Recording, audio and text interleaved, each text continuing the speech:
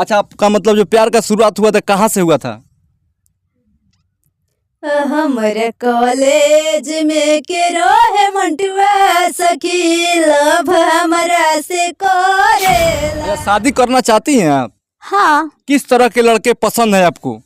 देखिए खूब सुंदर होके, सुपर होके, और मतलब हीरो होके, स्मार्ट होके, और लाखों करोड़ों कि दिल में तेरो ही के छल कोइले ठीक भइल दिल से निकल गइले हजूर तेरा इस वक्त बिहार के गोपालगंज में उपस्थित हूँ। मेरे पास में जो लड़की देख रहे हैं जो काफी सोशल मीडिया पे वायरल है मंटुआ को लेकर, तो वहीं इनसे खास बातचीत करते हैं और इनके बारे में आप लोग को बताते हैं। क्या नाम पड़ेगा आपका? मनीषा कुमारी, मनीषा कुमारी। हाँ। कहाँ के रहने वाली हैं आप? गोपालगंज। गोपालगंज के रहने वाली है। अच्छा, काफी दिनों से आप सोशल मीडिया पे चर्चे में हैं आप हाँ, मंटुआ के लेकर। ये मंटुआ कौन है?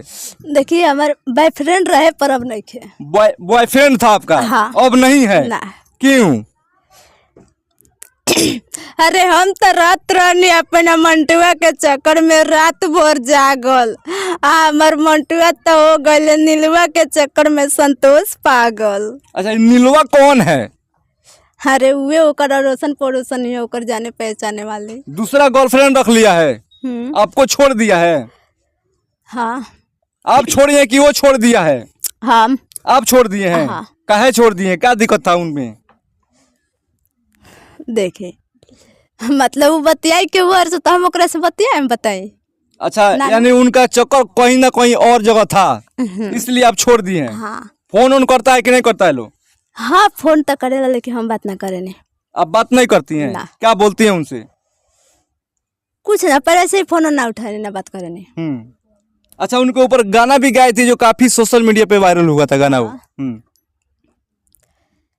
ये तो गाना गले रहनी मतलब अपना ब्रेकअप के लेके किया रे यही से कोई ब्रेकअप, अरे यही से कोई ब्रेकअप झूठे झूठे उलोड़ेला आ हम करी प्यार तऊ जरेला आऊ हो खाली नीलुए प मरेला आ हम कनी प्यार तऊ जरेला आऊ हो खाली नीलुए प मरेला।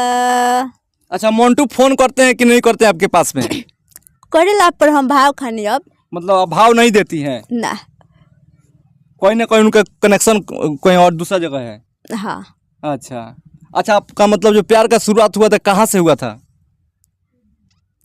हमारे कॉलेज में के रोहे मंटुआ सखी लव हमरा से करेला अरे बाबा। कहेला मनीषा तो हरे से करम शादी ब्रह्म बाबा के भखले बापर शादी कहे साथ जनी छोड़ी हो सोना दिले तोड़ी हो जनी हो ना खिलौना आखी सियानी तो बड़ी रोवेला रोवेला हमरा कॉलेज में के हट मंटुआ सखी लव हमरा से करेला बाइक पे अपना हमके शहरे घुमावे मॉल में हमके रोज शॉपिंग करावे।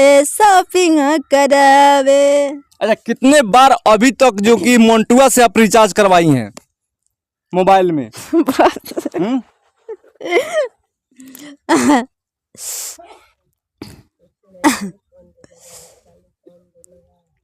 अच्छा बताइए, ये जो होटलाइन लगाई हैं किनके नाम से लगाई हैं आप? मंटुए के। मंटू के नाम से होटलाइन लगाई हैं? मंटुए के। और पूरा श्रृंगार किए हैं किनके नाम से? मंटुए के। मंटू के नाम से? हाँ, लेकिन अब ना काहे कि भइल जब से मंटुआ से जुदाई हो भइल जब से मंटुआ से जुदाई हो अच्छा ये दवाई बन गई। अच्छा। अच्छा, मंटू के रिचार्ज आप कराई हैं कि नहीं कराई हैं? अरे कहते बानी कि अपन पारा पारी बाछा बाछी सारा बेच के टूटल फूटल घर में हमरा जितना लोटा छिपा थरिया गिलास रहे सारा सब कबाड़ बेच के सब रिचार्ज करा देनी। आ लास्टे तो बचा रह से दूगो मुर्गा तो मुर्गा सोचनी कि ठंडा में अंडा दिहा से तो खाए तो वो मुर्गा बेच के ओकर रिचार्ज करा देनी। फोन ऑन करलन कि ना मंटू? करेला तो पर हम भाव खानी अब हम ना बात करेनी। बात नहीं करती हैं? ना। सपा छोड़ दिए हैं? हाँ। अच्छा। काहे की देखी अरे मंटू एक लाइन तोहरे खाती बटे कि दिल में तेरो ही के छल कोइले ठीक भइल दिल से निकल गइले हजूर तोरा माई के ते बदल गइले हजूर तोरा नानियों के ते बदल गइले हजूर तोरा सब खंदनों के ते बदल गइले। अच्छा, शादी करना चाहती हैं आप? हाँ, किस तरह के लड़के पसंद है आपको? देखिए खूब सुंदर होके सुपर होके और मतलब हीरो होके स्मार्ट होके और लाखों करोड़ों में एक पीस होके। कोरिया ना चली?